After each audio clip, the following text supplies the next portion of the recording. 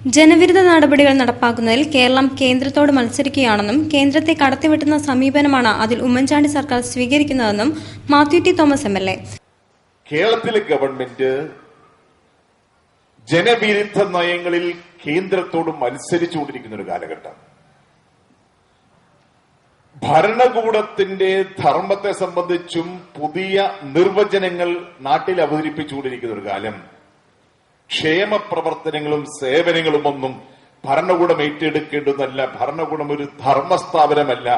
മുടക്കിയാൽ തിരിച്ചു കിട്ടുന്ന വാണിജ്യാടിസ്ഥാനത്തിൽ പ്രവർത്തിക്കുന്നവയായി ഭരണകൂടത്തെ പുനർനിർവചിച്ചുകൊണ്ടിരിക്കുന്ന ഒരു കാലഘട്ടത്തിൽ കേന്ദ്രത്തെ കടത്തിവെട്ടുന്ന നയങ്ങളാണ് ഉമ്മൻചാണ്ടി സർക്കാർ കേരളത്തിൽ നടപ്പാക്കിക്കൊണ്ടിരിക്കുന്നത്. ജനതാ ട്രേഡ് യൂണിയൻ സെന്റർ 1ാം വാർഷിക സമാപന സമ്മേളനം ആലപ്പുഴയിൽ ഉദ്ഘാടനം ചെയ്ത് സംസാരിക്കുകയായിരുന്നു അദ്ദേഹം.